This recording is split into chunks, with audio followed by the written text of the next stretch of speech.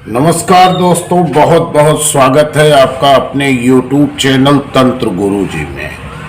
आज हम आप लोगों के साथ चर्चा करेंगे कुंडली के अनुसार रत्नों का चयन कैसे करें। एकदम आसान तरीके से आप समझिए। ये मैं लग्न कुंडली बनाया हूं और अभी मैं आपको एक धनु लग्न की कुंडली बना करके आपको इसको दिखा रहा हूं। इसी तरीके से आपको रत्न का चुनाव करना है।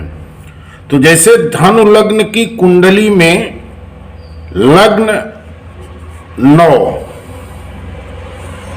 धन भाव में 10 आ गया, पराक्रम में 11, 12, 1, 2, 3, 4, 5, 6, 7, 8। अब एकदम आसान तरीके से आप समझिए, ये धनु लग्न की कुंडली है और राशि कुंभ। एकदम आसान तरीके से समझिए, चंद्रमा यहां पर है। अब ये कुंभ राशि धनु लग्न की कुंडली आपके सामने तैयार है।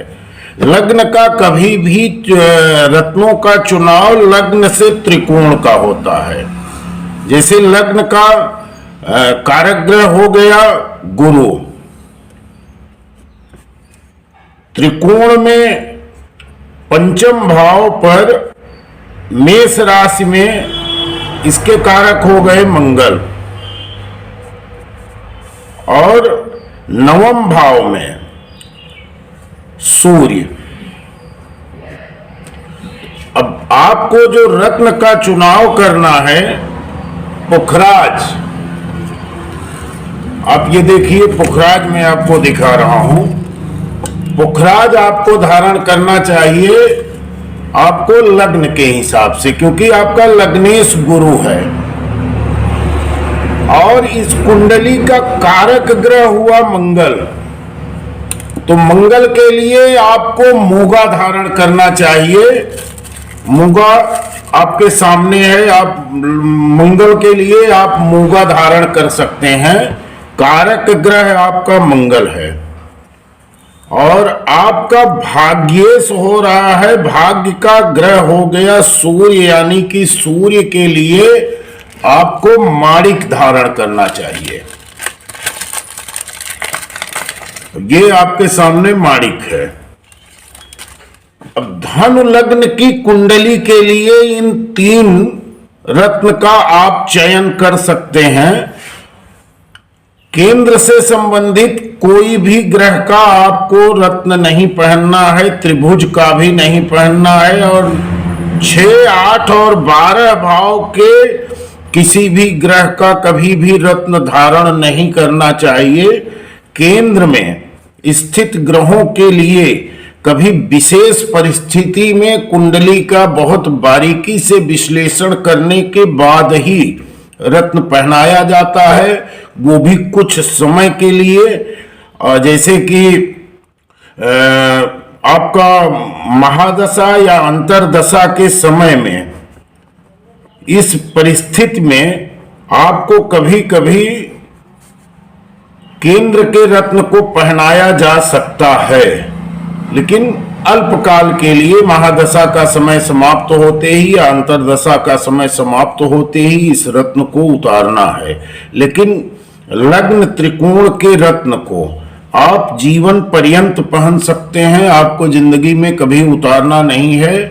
अगर रत्न आपका किसी वजह से खराब हो गया, टूट गया या ज्यादा घिस गया, पुराना हो गया, तो आप उसे बदल सकते हैं, लेकिन आप जीवन पर्यंत इन 3 रत्नों को, जैसे गुरु का रत्न मूंगा, मंगल का गुरु का रत्न पुखराज, मंगल का मूंगा और सूर्य का माणिक।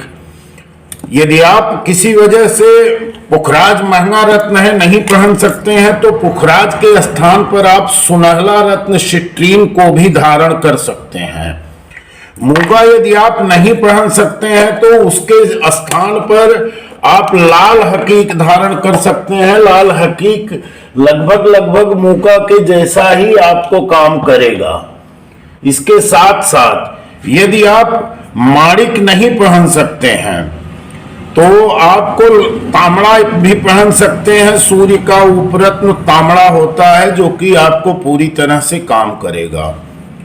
यदि आप रत्न पहनना चाहते हैं तो आप किसी ज्योतिषाचार्य के माध्यम से ही रत्न खरीदिए, क्योंकि उसमें आपको रत्न के शुद्धता की भी गारंटी रहेगी और लाभ होने की भी गारंटी रहेगी। जैसे ये पुखराज आप किसी बड़े शोरूम से खरीदना चाहेंगे तो इसकी कीमत कम से कम 1500 से 2000 के आसपास हो जाती है, लेकिन यही रत्न अगर आप हमारे माध्यम से खरीद रहे हैं तो आपको ये रत्न 1200 रुपए के रेट में मिल जाएगा। मूंगा की बात कर रहे हैं, ये मूंगा है तो इटालियन मूंगा, लेकिन बहुत अच्छी क्वालिटी का मूंगा है। आपको शोरूम में ये 1500-2000 रुपए तक की कीमत ले लेते हैं, और यही रत्न हम लोगों के यहाँ जैसे ज्योतिषाचार्य के माध्यम से आप खरीद रहे हैं तो 800 रुपये, 700 रुपये, 900 रुपये रत्ती के हिसाब से ये मिल जाता है। मूंगा एक ऐसा स्टोन है जो कैरेट पे नहीं बिकेगा, रत्ती में मिलता है। माणिक में भी ये बहुत अच्छी क्वालिटी का माणिक है।